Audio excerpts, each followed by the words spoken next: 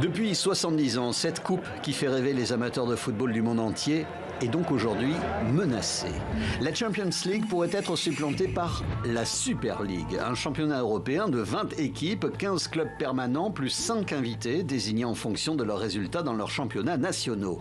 12 clubs ont signé pour cette formule: Arsenal, l'Atlético et le Real de Madrid, Barcelone, Tottenham, Chelsea, les 2 clubs de Manchester, les 2 Milanais, Liverpool et la Juventus.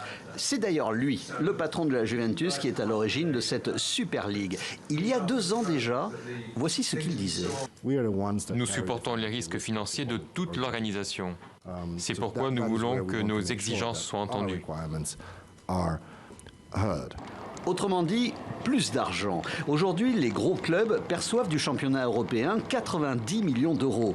La Super League pourrait leur en rapporter près de 4 fois plus. Une offre rejetée par les clubs français et allemands, dont le PSG et le Bayern de Munich. Mais l'initiative privée et fermée a provoqué un véritable tollé. Indignation des chefs d'État, d'Emmanuel Macron à Boris Johnson, en passant par l'Union européenne.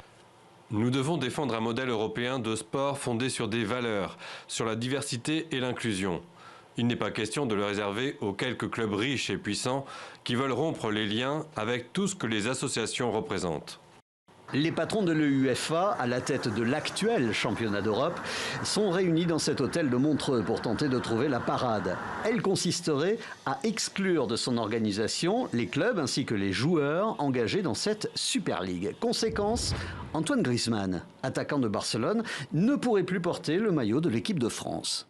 La Super League expose déjà son site internet et annonce qu'elle se prépare sur le terrain juridique. Et côté finance, c'est le géant JP Morgan qui sera à la manœuvre.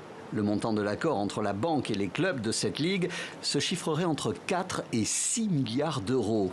Ce lundi, alors qu'il n'y avait qu'un paisible entraînement, les actions de la Juventus se sont envolées.